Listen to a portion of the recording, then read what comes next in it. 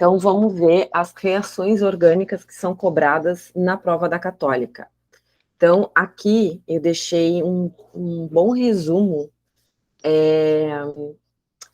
de como as reações orgânicas se apresentam, né? Quais reações orgânicas que a gente tem, tá? Na verdade, aqui não são nem todas, porque existem muitas reações orgânicas. Então, dá para separar aí as principais entre 4 tipos, né? De eliminação, adição, substituição e oxidação. Bom, eu deixei marcadinho com X exatamente nas reações, nas principais reações que aparecem na prova da Católica. Então, das reações de eliminação, a gente tem a desidratação dos álcoois e também, aqui eu esqueci de marcar, ó, a desidrogenação, tá? Então, essas aqui são as que costumam cair. Nas reações de adição, a gente tem aqui, a que caiu na prova da Católica, a adição de hidrogênio a alcenos. Nas reações de substituição, é importantíssimo saber a esterificação e a saponificação, tá?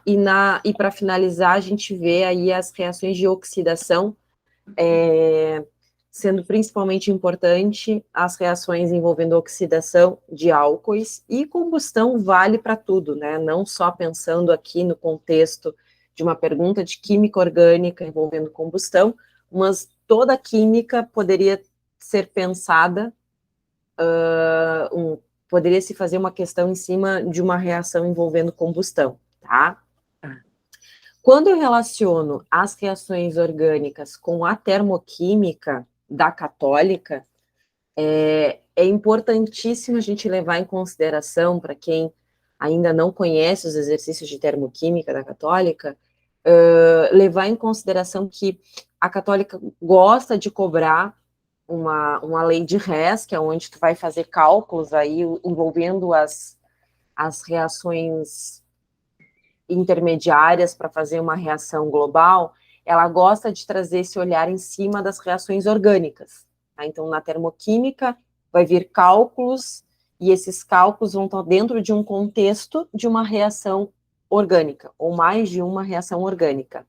E aí, o que torna um pouquinho mais desafiador essa questão de termoquímica é o fato de ter ali descrito uma questão onde não é dado para ti a reação global. E aí tu tem que ir lá organizar essa reação global com base nas informações que o exercício te dá, né? Então, por isso que é importante ter um domínio das reações orgânicas.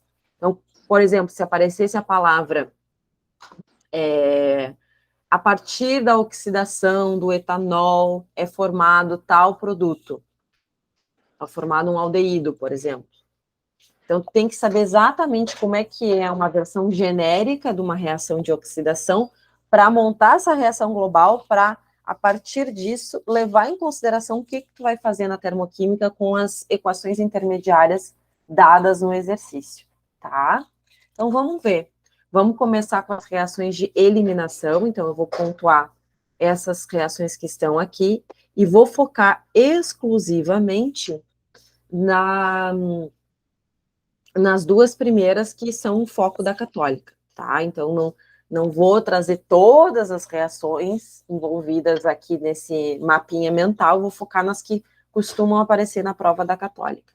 E aí, dentro dessas reações de eliminação, a gente tem que pensar o seguinte: a gente vai eliminar algo da reação, né? Do composto que vai ser dado para nós, tá?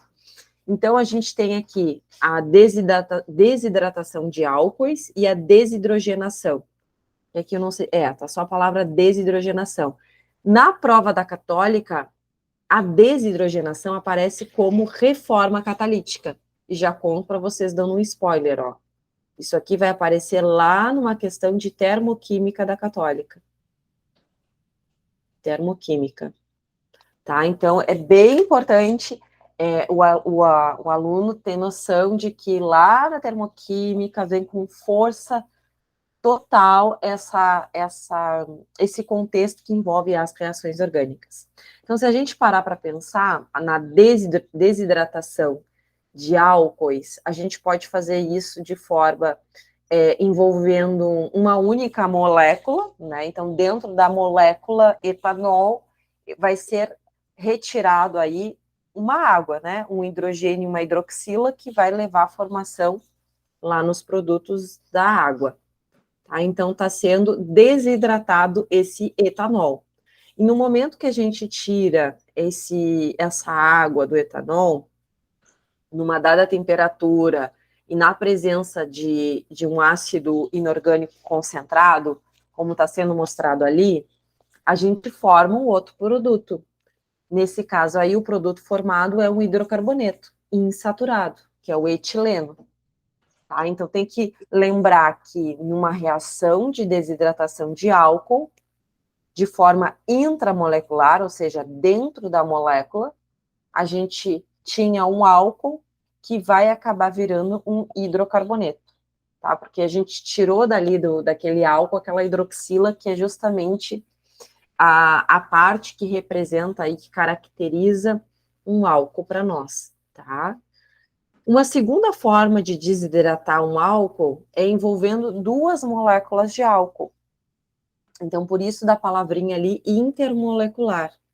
Então, quando eu tenho dois álcoois e eu tiro de um deles um hidrogênio e do outro eu tiro uma hidroxila, sobre uma determinada temperatura e na presença de ácido sulfúrico, acaba sendo formado um outro composto orgânico, que nesse caso aqui é um éter, tá? Então, na desidratação intramolecular, forma um hidrocarboneto, e numa desidratação intermolecular, envolvendo mais de uma molécula, vai formar um éter.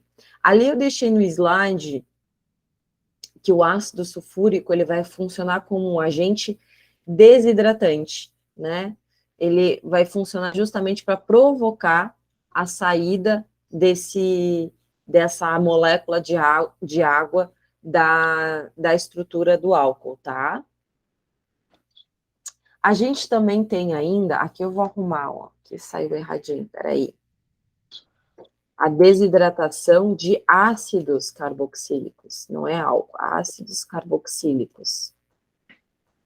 Bom, então, quando eu faço a desidratação de um ácido carboxílico, então lembrando que um ácido carboxílico ele vai ter justamente na estrutura dele esse C-OH, tá, que representa um ácido carboxílico.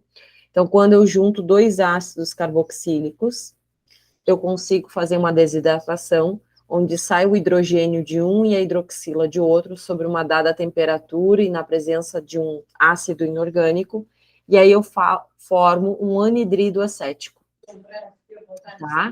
Porque sai justamente sai o hidrogênio e a hidroxila de um, vai formar essa estrutura aqui, tá? Um minutinho. Boa. Deu.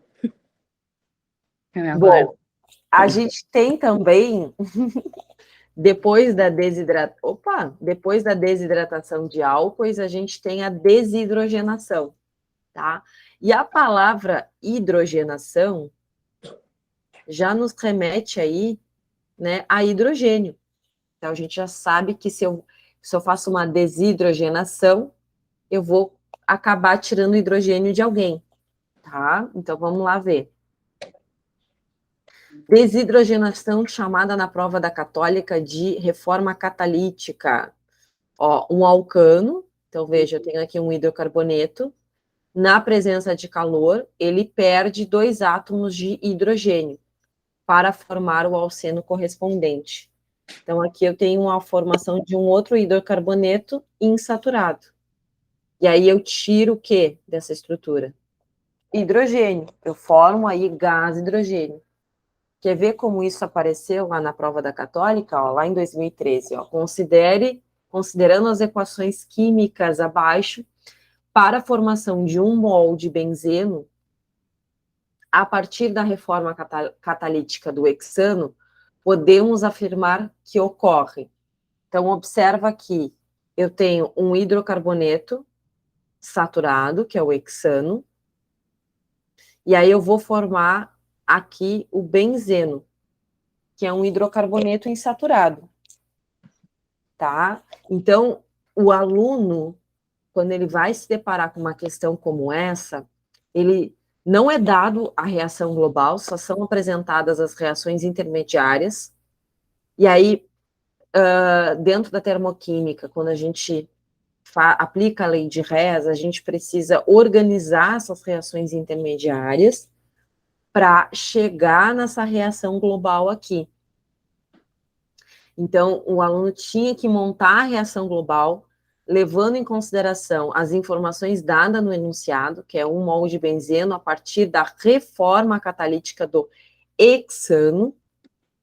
Então, ele tinha que pegar, montar essa reação global, fazer o balanceamento dessa equação global, para depois mexer nessas equações intermediárias, tá?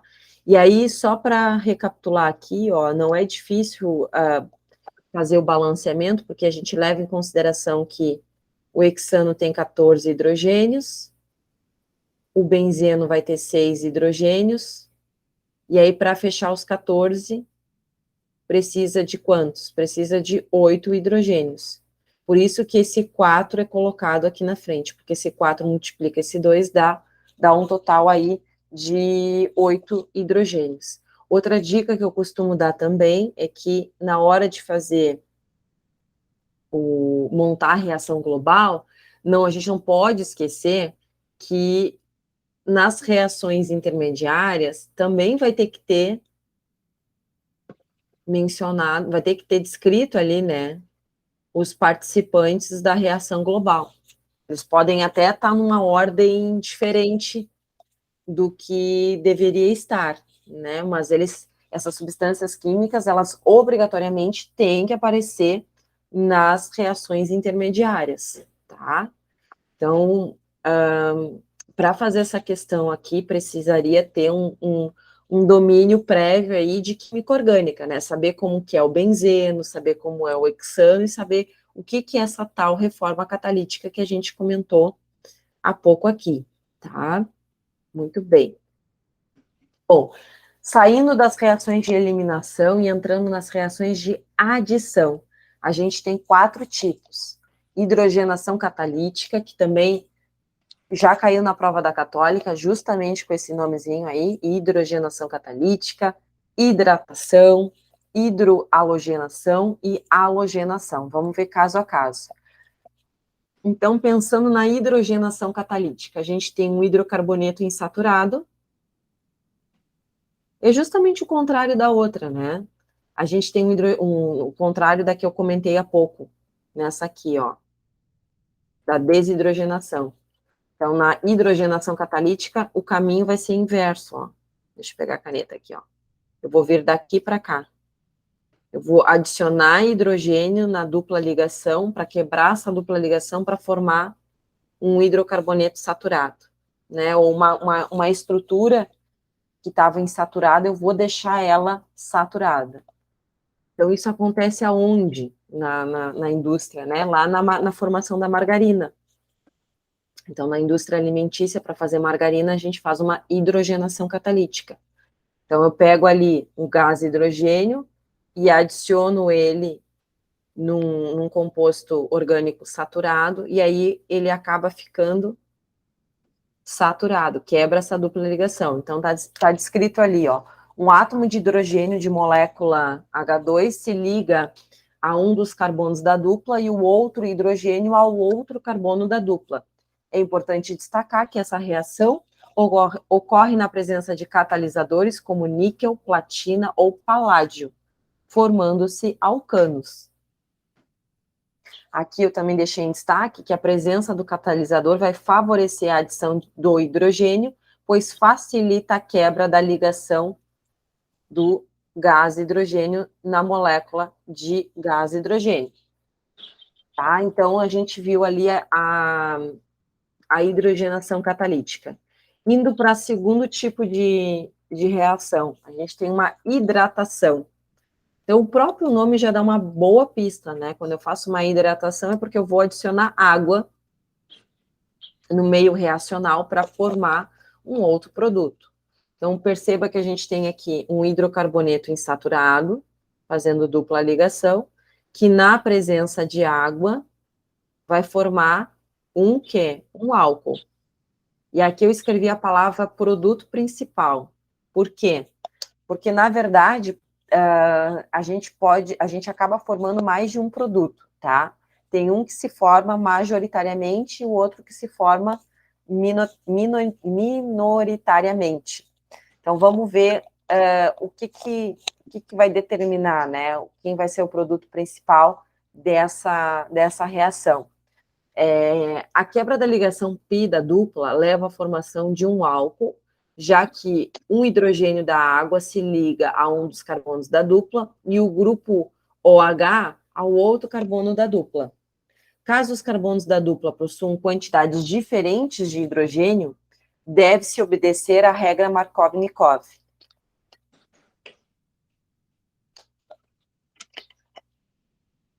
Então, vamos ver isso na prática. Deixa eu ver aqui, ó. Nesse exemplo aqui, está sendo usado água, tá? Mas essa regra Markov-Nikov, ela se aplica também se a gente usasse no lugar da água um ácido inorgânico, como, por exemplo, o ácido clorídrico, o ácido bromídrico ou o ácido iodídrico, tá? Que nem eu destaquei aqui embaixo, tá? Então, se eu adiciono água nessa reação, eu tenho uma hidratação. Se eu adiciono um ácido inorgânico para reagir com esse hidrocarboneto, ou um outro hidrocarboneto, eu tenho uma hidroalogenação. Halogenação lembra a palavra halogênio, justamente aqueles halogênios que estão aparecendo nos ácidos inorgânicos mencionados, tá? Então, aqui, eu vim para esse slide para mostrar bem como se aplica essa regra Markov-Nikov. Então, vamos ver o seguinte, ó. Eu tenho aqui nessa estrutura um hidrocarboneto que tem, aonde está envolvido aqui a dupla ligação, um tem um hidrogênio, o outro tem 2 hidrogênios. Então, vai ter uma regra de preferência, né? Aonde que o hidrogênio vai se ligar e aonde o bromo vai se ligar. Assim como vai seguir a mesma regra, o exemplo lá da água, onde entra o hidrogênio, aonde entra a hidroxila. Então, vamos voltar aqui rapidinho, ó. A regra Markov-Nikov diz o seguinte, na adição de água ou de HX, que seria o que representa aí os ácidos inorgânicos alcenos, o hidrogênio, ele é adicionado ao carbono da dupla que tiver maior número de hidrogênios. Então, o hidrogênio, deixa eu apagar esses rabiscos aqui. O hidrogênio, ele vai ser adicionado ao carbono da dupla que contiver maior número de hidrogênios. No caso da água, então imagina, vamos abrir essa estrutura da água, eu tenho hidrogênio, OH. Então, o hidrogênio, ele é adicionado aonde tem mais hidrogênios, que é no CH2, e a hidroxila aqui é adicionada aonde tem menos hidrogênios, tá? O mesmo vai acontecer, a mesma regra vai ser aplicada no caso de ser adicionado no lugar da água, ser adicionado um ácido inorgânico. Então, o hidrogênio, ele vai entrar preferencialmente. Cadê aqui o hidrogênio? O hidrogênio, ele vai entrar preferencialmente aonde tem mais hidrogênios e o bromo vai entrar aonde tem menos hidrogênios, tá? Então, eu vou ter 2 contextos. Esse aqui vai ser o produto principal, porque é isso que a regra Markov-Nikov fala, né? Eu adiciono o hidrogênio preferencialmente onde tem mais hidrogênios ligados ao carbono. E aí o bromo ele vai entrar onde tem menos hidrogênios. Esse é o produto principal dessa reação. Numa pequena quantidade ainda tem sendo formado esse produto secundário aqui, que é justamente o inverso do produto principal. Aí o bromo entra numa menor quantidade, onde está o CH2, e o hidrogênio vai entrar nesse outro CH2 aqui, tá? Nesse CH, no caso, para formar esse CH2. Tá? Então, eu tenho um produto principal e um produto secundário. Isso se aplica na hidroalogenação e se aplica na hidratação também, tá? Via de regra, tu tem que te preocupar, na verdade, com o produto principal. Quem é o produto principal dessa reação? E lembrar que a hidroxila da água e o halogênio de um ácido inorgânico vai entrar preferencialmente onde tem menor quantidade aí de hidrogênios naquele hidrocarboneto em questão, tá? Também é possível, ao invés de ter uma hidroalogenação, a gente tem uma halogenação. Daí, nesse contexto, vai ser o gás de um halogênio. Então, pode ser o BR2, o Cl2, o I2, tá? Então, não tem mais aquele ácido inorgânico em questão. Vai ser um contexto onde eu vou ter só o halogênio reagindo aí com o hidrocarboneto. Então, as reações de halogenação de alcenos são aquelas nas quais dois átomos de um halogênio se ligam ao carbono que participam da dupla no alceno. A gente tinha um hidrocarboneto reagindo com um gás, e aí lá nos produtos a gente tem o quê? Um haleto orgânico sendo formado. Tá? Então, quando eu tenho um haleto ligado a uma estrutura orgânica, um halogênio, perdão, ligado a uma estrutura orgânica, a gente forma aí um haleto orgânico. Então, a gente passou aí por essas 4 reações, envolvendo reações de adição. Então, a forma mais genérica que eu posso comentar o que é uma reação de adição é pensar o seguinte: eu tenho uma estrutura orgânica que eu vou adicionar algo a ela. Então, eu posso adicionar água, eu posso adicionar gás, hidrogênio, eu posso adicionar um ácido inorgânico, ou eu posso ainda adicionar um gás que vai ser representado aí por halogênios, como BR2, Cl2 e I2. Bom, saindo das reações de adição e indo para as reações de substituição, tá? E aí é que eu tenho a esterificação de Fischer, que é a formação de ésteres, eu tenho a hidrólise de éster e eu tenho a transesterificação. Aqui não é muito comum vir na católica. O principal foco da transesterificação, que é a formação de biodiesel, vai vir com força lá na prova do Enem, tá? Não na prova da católica. Então, começando aqui pela esterificação, né? A palavra esterificação já fala justamente em éster, né? Na formação de um éster. Então, o que eu vou ter? Eu vou ter um ácido carboxílico. Então, o ácido carboxílico aqui, ó, C-OOH, reagindo com o álcool, formando um éster, C-OOR. Então, observa que o que eu tenho numa reação de esterificação? Essa partezinha aqui que pega a dupla ligação com oxigênio, tem a saída desse hidrogênio aqui, e no lugar desse hidrogênio aqui entra a parte onde tem carbono e hidrogênio, que está representado ali por R'. Tá? Então, ali, naquele hidrogênio, aquele hidrogênio ele vai sair da hidroxila e vai entrar a parte que tem carbono e hidrogênio do álcool em questão. E aí, no que sai esse hidrogênio, sai essa hidroxila, acaba sendo formado em conjunto ao éster, água. Então, numa reação de esterificação, tem que lembrar que ocorre, além da formação do éster, vai formar água também. Tá? Então, aqui está representado em cima, ó. Forma éster mais água. Então, aqui eu deixei alguns exemplos embaixo, ó. Eu tenho aqui o ácido acético, tem dois carboninhos aqui, reagindo com etanol, 2 carboninhos, formando esse éster aqui, ó. o acetato de etila, mais água, tá? Então, basicamente, é isso. Se eu não estou enganada, na prova da Católica,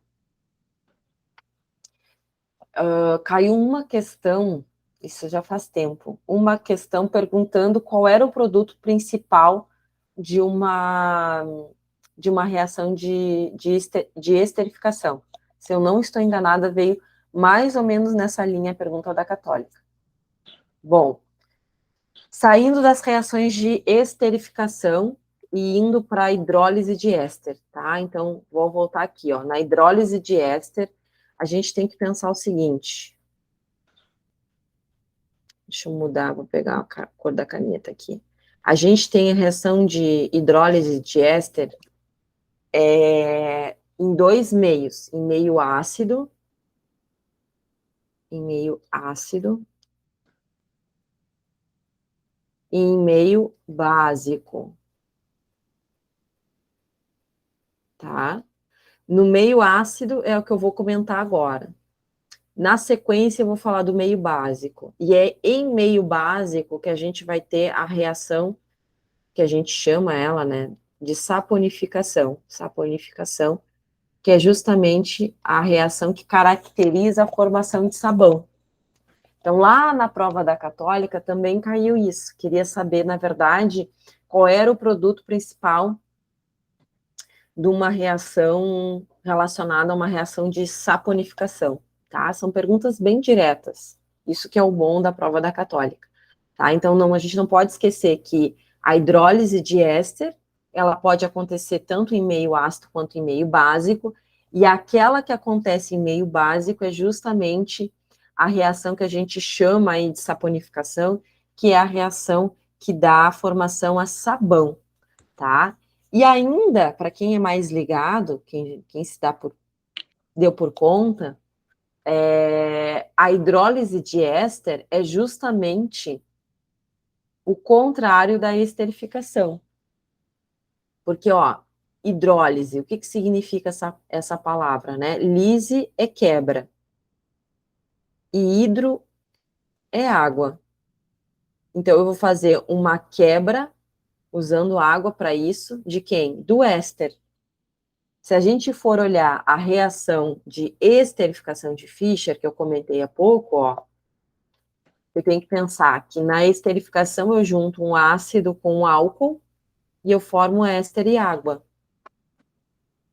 Na hidrólise de éster, ó, eu vou pegar isso aqui e vou voltar a formar ácido carboxílico e álcool.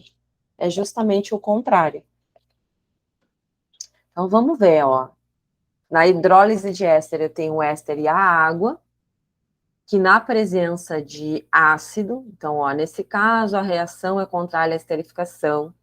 O éster vai reagir com a água em meio ácido e vai produzir o ácido carboxílico e o álcool, que deu origem àquele éster em questão. Tá? Então, tem que pensar isso. Na hidrólise de éster, na presença de um ácido inorgânico, eu volto a formar o ácido carboxílico e o álcool, que deram origem ao éster em questão. A hidrólise em meio básico, ela é um pouquinho diferente, e aí, né, aí dá para pensar o porquê de todo o protagonismo dela, né?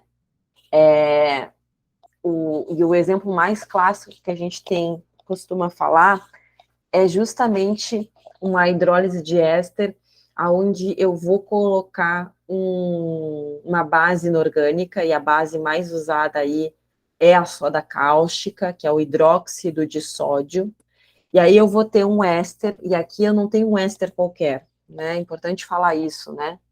Aqui eu tenho, ó, eu tenho uma C dupla O,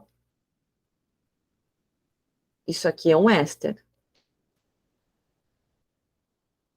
É um éster, ó. Eu tenho uma C dupla O, e eu tenho um carbono ligado a esse oxigênio aqui. Se a gente analisar, isso aqui está sendo repetido um total de 3 vezes. Por isso que isso aqui é um triéster.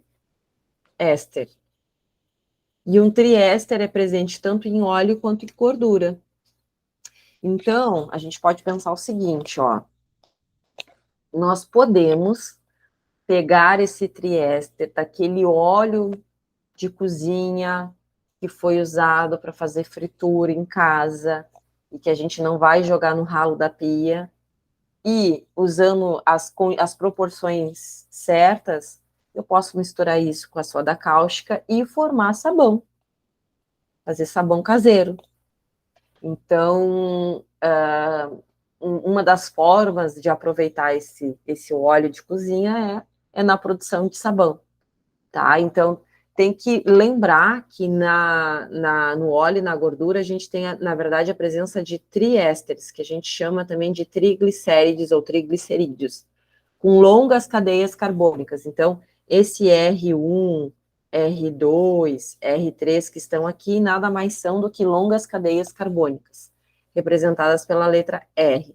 Então, isso vai reagir com a soda cáustica, e aí eu vou formar o quê? Vou formar um álcool, um triálcool, vou botar aqui um triálcool, e vou formar também um ácido, um sal, na verdade, um sal de ácido carboxílico, tá? Porque no lugar, ó, vai sair isso aqui, e no lugar desses carbonos e hidrogênios vai entrar o metal da base, esse Na+ aqui. E esses CH2, CH2, CH2 que saíram vão se juntar com o íon hidróxido da base inorgânica, para formar aí a glicerina ou o triálcool, que dá no mesmo chamar triálcool glicerina, tá? Então, ali a gente tem a formação de sabão. Então, ó, observe que pela reação, além do sabão, que é um sal de ácido carboxílico com um número par de átomos de carbono, há produção de glicerina, que também tem importantes aplicações. Aí não se limita a pensar na indústria dos alimentos, dá para pensar na indústria química, na indústria de cosméticos. A glicerina tem um monte de aproveitamento também, tá? Não só o sabão. Bom, por que a gente usa, né, o sabão para limpar recipientes engordurados? Vamos ver. Porque a gente tem que pensar que a gordura, ela vai ter atração por quem? Se a gente pensa numa questão de afinidade química. A gordura, ela tem uma grande cadeia carbônica, uma elevada quantidade de carbonos na cadeia carbônica, e aí, em função disso, carbônica, eu vou ter uma estrutura bastante apolar. Então, para eu atrair, para ser atraído essa gordura, na hora que está lavando a louça ali, é importante usar algo que tenha afinidade por essa cadeia carbônica apolar. Então, se a gente olha aí a estrutura do sabão, a gente vê que o sabão ele tem uma baita parte apolar. Então, além da pequena fração polar, o sabão ele tem uma boa quantidade de carbonos e hidrogênios, o que caracteriza essa parte apolar, que vai acabar tendo afinidade química aí pela gordura que está ali na louça, né? Nos talheres, no prato, no copo da louça. Então, a parte hidrofóbica, que é a parte apolar, vai interagir com a gordura, e a parte hidrofílica vai reagir, que é essa aqui, vai reagir com a água. Então, ali na louça, a gente nada mais tem do que o quê? A água misturada com sabão, né? Para fazer a limpeza ali da louça. Então, sobre um olhar mais detalhado, a gente forma micelas, que é justamente esse desenho que está aí, ó. Então, imagina que a gente tem as gotas de óleo ali, e que a parte apolar do sabão, que é a parte hidrofóbica, vai estar virada para a parte do óleo, fazendo essa imagem aqui, né, essa cauda em direção ao óleo, e a parte polar do detergente, do sabão, vai estar virado para a parte externa, que é onde vai estar a água. Então, ó, se a gente coloca um pouco de sabão com água em um recipiente contendo gordura, ocorre a formação de micelas, que é justamente essa imagem que tem aqui. Ou seja, as pequenas gotas de gordura serão espetadas pelo sabão através da sua parte apolar. Enquanto isso, a parte polar estará interagindo com a água, exatamente como mostra essa imagem. Bom, é legal a gente comentar também, para fechar essa parte, a diferença do sabão para o detergente, né? Então, no sabão, a gente tem esse sal de ácido carboxílico aqui, tem um sal de ácido carboxílico, e no detergente, essa estrutura aqui que tem enxofre, nada mais são que derivados de ácidos sulfônicos.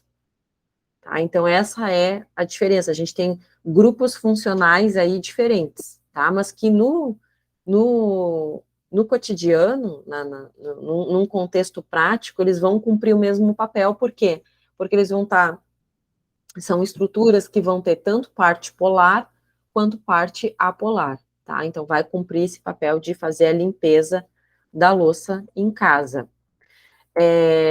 Também é válido comentar que a gente tem, antigamente tinha um detergente, vou botar isso aqui, ó, detergente, que tinha essas ramificações aqui, ó, que impediam, então, quando esse detergente, então, imagina lá no contexto, estou lavando a louça em casa, né, esse líquido, ele vai pelo ralo, e esse líquido que sai com gordura, que sai com detergente, vai parar no esgoto. Então, antigamente, isso acabava trazendo um problema de impacto ambiental, porque os micro-organismos, eles não conseguiam degradar a estrutura orgânica do detergente em função dessas ramificações que tinha nesse detergente. E aí, com o passar dos anos, né, com a evolução de pesquisa e tecnologia, eles conseguiram deixar o detergente biodegradável. Então, a diferença do biodegradável para o não biodegradável é justamente a presença dessas ramificações aqui na estrutura, tá? Então, isso mais a título de curiosidade, isso aqui, se vier, vem mais uma pegada de Enem e não de católica. Então, fazendo um breve comentário aqui na transesterificação, que fica muito parecido com a reação de saponificação, né? A gente também vai ter um triglicerídeo, que nada mais é do que um triéster, só que no lugar de colocar uma base inorgânica, a gente acaba colocando um álcool. Então, eu vou ter um éster, um triéster reagindo com álcool, na presença de uma base inorgânica, que vai funcionar aí como um catalisador, um potencializador da reação, tá? E aí eu vou formar um éster de novo e um outro álcool, tá? Na verdade, é isso.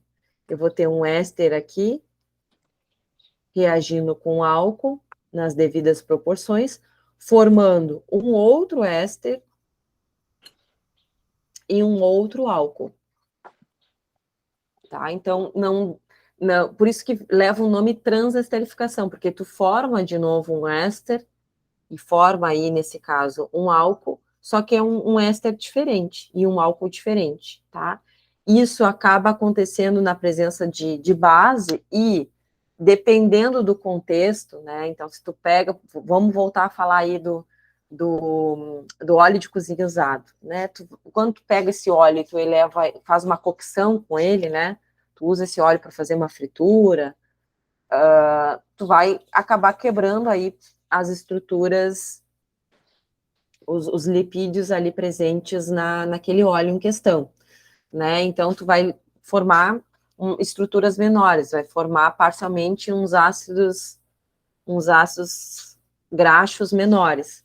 Então, isso aí pode ser que, se tu tem uma elevada quantidade de ácidos graxos livres, e se tu usa muita base, pode acabar saponificando, que não é o ideal, né?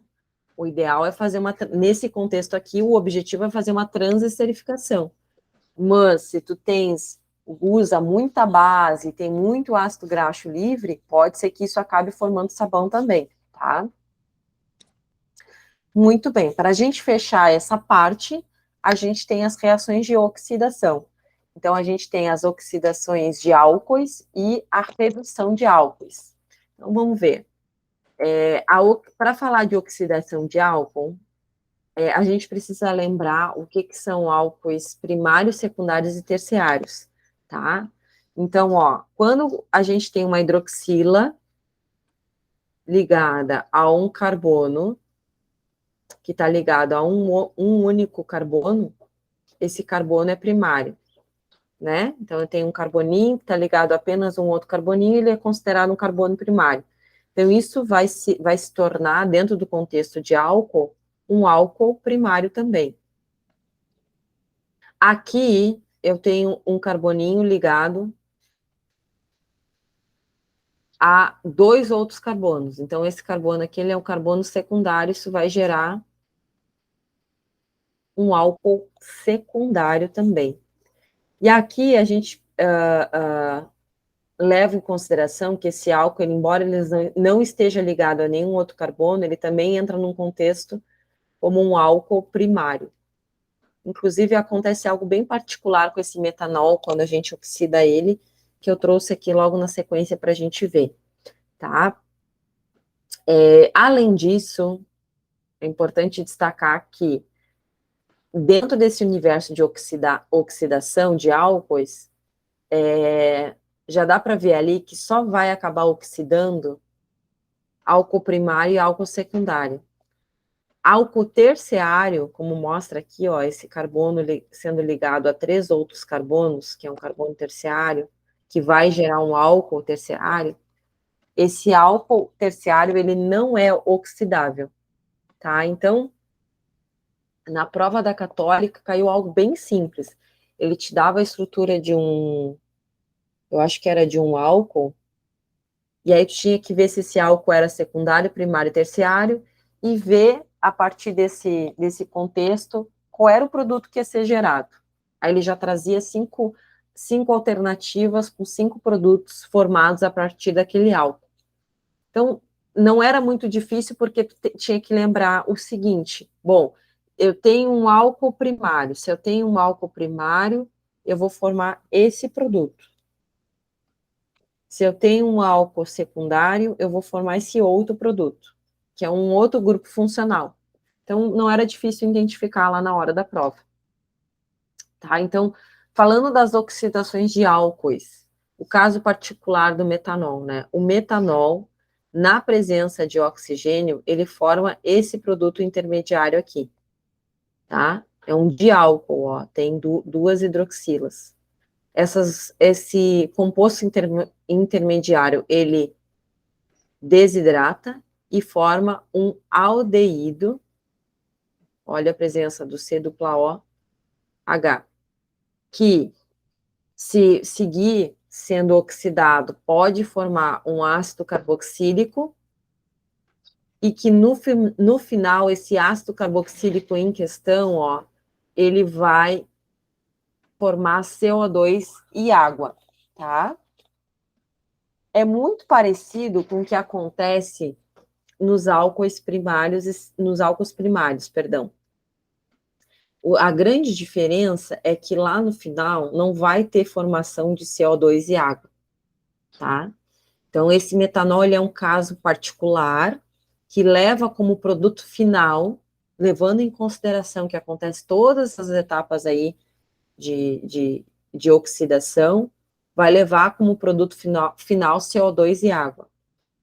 No álcool primário, a gente também vai ter como intermediário esse diálcool aqui, que vai se desidratar e vai formar aldeído, e que, se seguir oxidando, vai formar ácido carboxílico, Tá? Então, eu gosto de botar o seguinte esqueminha. Eu tenho um álcool primário, que numa primeira oxidação, numa oxidação mais branda, forma aldeído,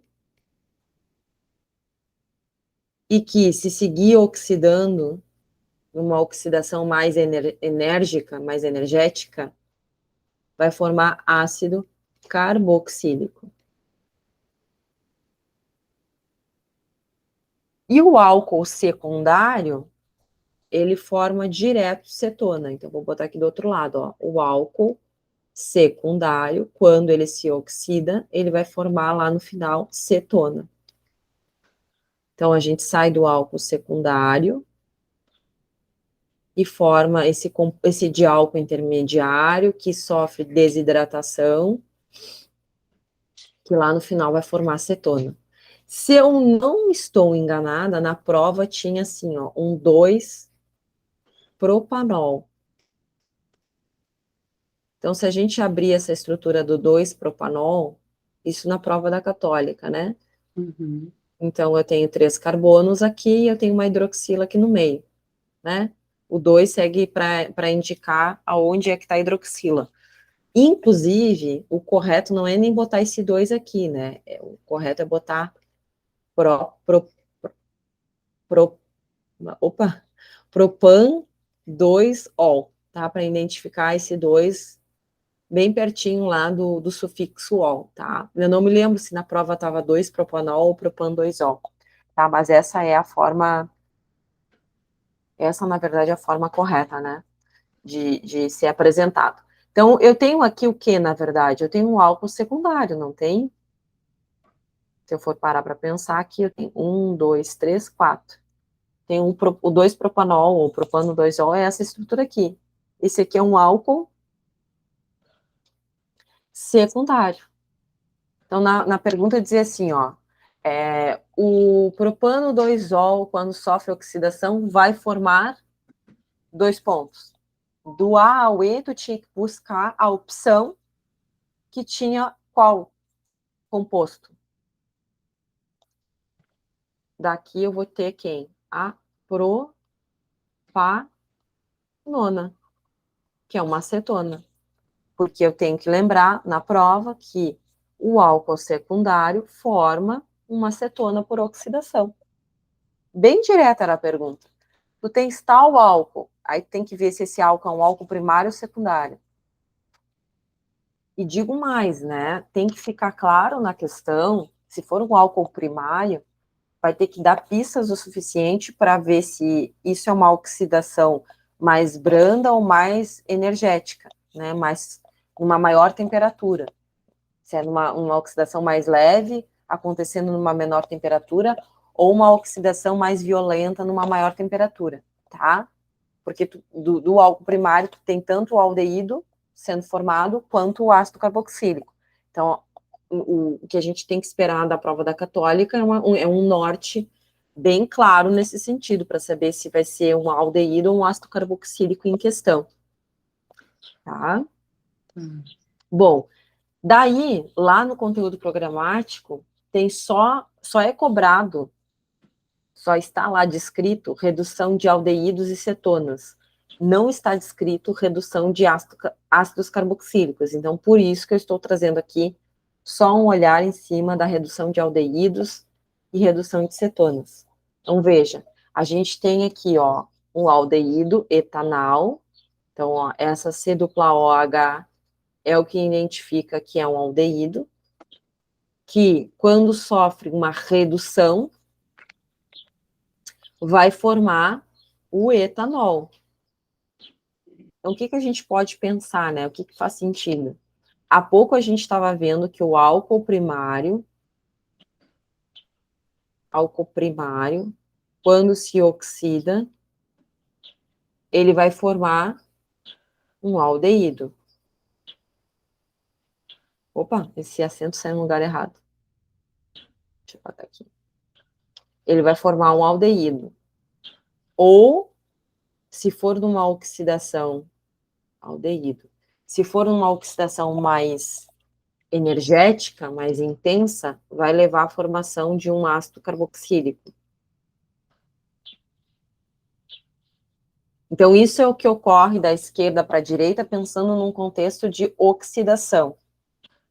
Num contexto de redução, é o contrário. É o caminho inverso. Então, eu vou adicionar hidrogênio. Então, num contexto de redução, eu saio lá do aldeído e volto a formar o álcool. Tá? Então, pensa assim, se tu lembra bem como é as reações de oxidação dos álcoois, tu chega por associação no contrário, na redução. Então, se tu parte lá do aldeído, tu vai fazer a redução desse aldeído, ele vai voltar a formar aquele álcool primário, tá? Então, ó, saindo do etanal, a gente forma o etanol. Rompe-se uma ligação pi e adiciona-se um hidrogênio ao oxigênio e outro ao carbono.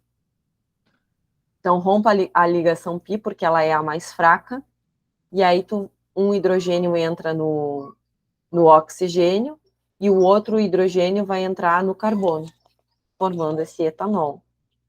A redução de cetonas, lembra, no caminho da oxidação eu tinha um álcool secundário formando, na presença de oxigênio, formando uma cetona. Agora, na redução, vai ser o caminho contrário. Eu saio da cetona e vou para o álcool, eu adiciono hidrogênio, né, nessa redução, eu quebro a ligação pi da dupla ligação, adiciono um hidrogênio no oxigênio e adiciono um hidrogênio no carbono, aí eu volto a formar esse álcool secundário. Então, é justamente, o oxirredução tem que pensar que uma coisa está muito interligada à outra, tá? E para a gente fechar essa parte de reações orgânicas, não dá para deixar de falar de combustão, né? Combustão aparece na católica em peso. Aí a gente não precisa pensar exclusivamente numa questão que só aborde coisas da química orgânica, né? Poderia vir lá dentro da estequiometria, dentro da termoquímica, sei lá, no Enem, dentro de um contexto de química ambiental. Então, a reação de combustão é uma coisa bem universal, né? Então, a gente tem uma combustão, tem que pensar quem são os produtos de uma combustão completa e incompleta. Deixa eu dar um zoom aqui. Bem. Ai, meu Deus, claro, estava com a canetinha virada aqui. Olha só. Então, a gente vai ter o combustível, e esse combustível ele tem que ter obrigatoriamente carbono e hidrogênio, ou carbono, hidrogênio e oxigênio. E aí, esse combustível vai reagir com o gás oxigênio numa determinada relação estequiométrica para formar, na combustão completa, CO2 e água, ou numa combustão incompleta, monóxido de carbono e água, ou fuligem e água, tá? Esse carbono no estado sólido que está sendo mostrado aqui é a tal fuligem, tá? Combustão incompleta fuliginosa. E aqui a gente tem exemplos, ó. Um primeiro exemplo só tem envolvendo carbono e hidrogênio, e um segundo exemplo envolvendo carbono, hidrogênio e oxigênio. Então, a combustão completa do metano é o metano reagindo com 2 mol de gás oxigênio, formando CO2 e água. Na combustão incompleta do metano, vai acontecer essas duas situações que se apresentam, ó, formação de monóxido e formação de fuligem. Dá para ver, isso é uma coisa que eu comento em aula também, sempre que fizer sentido, sempre que possível, a ideia é fugir de um balanceamento estequiométrico onde tenha número fracionado, né? Mas nas reações de combustão, e me recordando das questões da católica, pontualmente, é bem comum aparecer as reações de combustão na católica com números fracionados, eles mantêm esses números fracionados, tá? Então, não vão achar estranho aparecer esses coeficientes estequiométricos aqui, com números fracionados, porque é bem comum dentro do universo envolvendo reações de combustão. O ponto positivo aí é que a católica já vai trazer uma reação de combustão, já dando isso tudo balanceado para ti. Então, tu não vai te preocupar com balancear, né? Via de regra, pelo que a recordação que eu tenho é que ela já vai trabalhar para ti com essa combustão balanceada, com os devidos coeficientes estequiométricos, tá? Então, combustão é isso, é ter um combustível, um comburente formando CO2 e água na combustão completa, ou monóxido de carbono e fuligem numa combustão incompleta. E aí, só para fechar aqui, eu trouxe esse olhar final em cima da hidrogenação catalítica, tá? Então, vamos pensar o seguinte, ó, a gente tem moléculas de óleos vegetais que vão apresentar insaturações, e aí, para aumentar o prazo de validade, então, é feito por algum motivo, ó, para aumentar o prazo de validade, para que fiquem mais pastosas e com um odor mais agradável, elas acabam sendo submetidas a uma reação de adição chamada de hidrogenação catalítica. Elas queimam, né, essa estrutura orgânica aí para fazer a margarina, a famosa margarina que a gente compra no supermercado, né? Os resultados desse processo são as gorduras hidrogenadas que se conservam por mais tempo, são mais fáceis de ser guardadas e se oxidam pouco. Se, por um lado, a hidrogenação catalítica dos óleos produz, por exemplo, margarinas, por outro lado, esse tipo de reação também gera gordura trans, um tipo de gordura que apresenta uma estrutura espacial menos biodegradável, que tende a se acumular no organismo e causar doenças às pessoas que a consomem. Tá? Então, é um exemplo mais clássico que eu poderia falar dentro dessa aplicação da reação de hidrogenação catalítica é na produção de margarina. Bom, dessa parte, era isso. Muito obrigada. Quem for assistir depois no YouTube, vou parar de gravar aqui.